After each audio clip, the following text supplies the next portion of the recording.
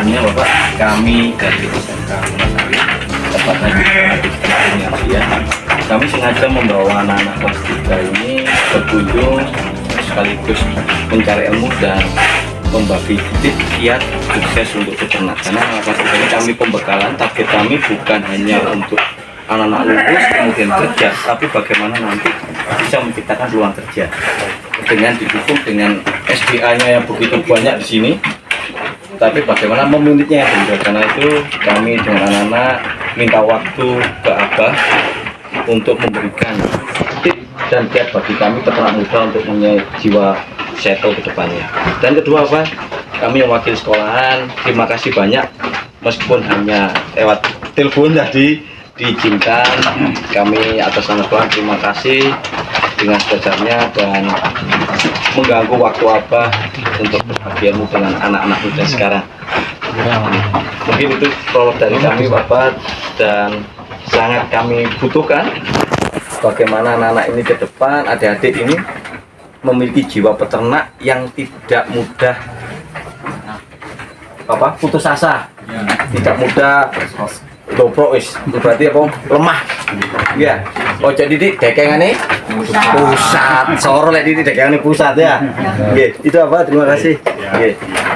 Assalamualaikum warahmatullahi wabarakatuh. Waalaikumsalam warahmatullahi wabarakatuh. Terima kasih atas kedatangannya anak-anak yang luar biasa dari SMK Wonosari.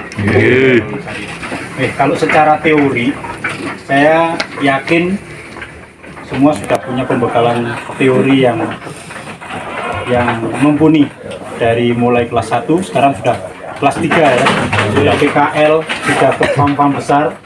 Sedikit saja dari kami berbagi tentang potensi yang ada di ternak ini. Jadi secara sumber ekonomi, kelanjutan memanfaatkan SDA-nya di sekitar kita.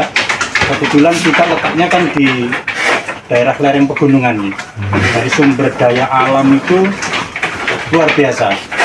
Rumput kita tidak nanam saja, di musim kemarau kita tidak pernah kekurangan rumput. Apalagi kalau kita tunjang dengan kita mau menanam. Jadi di situ didukung dengan sumber daya alam, dunia peternakan itu sangat berpotensi di wilayah kita. Di wilayah yang lain pun, selagi di wilayah Indonesia, itu masih juga sangat didukung karena jangkauan dari daerah sekitar wilayahnya itu tidak terlalu jauh. Kemudian kalau berbicara tentang potensi bisnisnya dan ekonominya sangat luar biasa. Jadi saya mengawalinya dulu dari ternak hanya domba lokal. Itu punya indukan kurang lebih dari mulai awal pembibitan itu 11 ekor, 1 jantan 10 betina, terus kemudian berkembang sampai pernah punya indukan lokal, domba lokal yang kelas timbangan waktu itu harganya itu per kilo masih di kisaran harga 35.000. Itu kita pernah punya indukan 60 ekor. Kemudian berkomitmen untuk jantan tidak kita jual sampai saatnya siap untuk dijadikan kurban. Jadi kita jual di saat Idul Kurban. Kurang lebih kita kumpulkan dalam kurun waktu 1,5 tahun. Terkumpul jantan siap jual itu 80 ekor. Dan ketika 1,5 tahun harga domba itu tidak stagnan, berkembang terus, naik terus, mengikuti terus. Sampai saat ini pun harga timbangan lokal, kalau dulu saya mengawali hanya dari 35.000 per kilo di timbang hidup, saat ini sudah 55, 60, 70. Itu artinya bahwa investasi pun di dunia ternak ini sangat menguntungkan. Tidak pernah ada penurunan, kenaikannya terus. Jadi saat itu kemudian saya jual jantan yang hampir 80 ekor, itu merasakan hasil panen dari ternak kita. Ketika jual jantan saja itu nilainya sudah hampir 100 juta. Itu sudah bisa untuk kita kembangkan lagi untuk mencari bibit-bibit yang lebih bagus sesuai dengan permintaan pasar dan mana yang sekiranya kita amati, kita evaluasi yang perkembangannya lebih cepat. Akhirnya membaca pangsa pasar itu cross texel domba-domba merino, kemudian ada dorper seperti saat ini. Jadi kita berkembang terus, mengikuti terus, dan permintaan saat ini kita lihat ya. Kemarin seminggu yang lalu saya punya kandang ini tidak muat, penuh.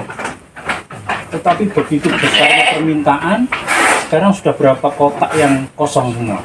Kita mendatangkan dari teman-teman petani itu dalam 2 minggu ini kurang lebih hampir 200 ekor. Itu sold out semua untuk menangani permintaan. Jadi tidak ada pesimis di dalam dunia peternakan. Harus optimis, sukses itu pasti.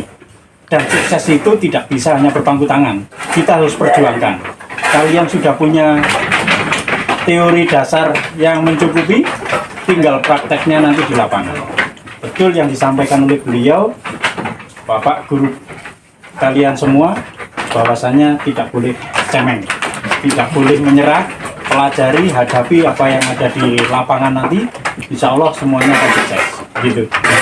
Potensinya luar biasa, sumber daya alam, dan kita gabungkan dengan perkembangan tuntutan zaman sekarang itu, kemudian kita manfaatkan media untuk menjual. Kalau dulu kita hanya bergantung pada, kalau dulu ya mungkin belantik gitu ya, atau harus kita otong-otong ke pasar gitu.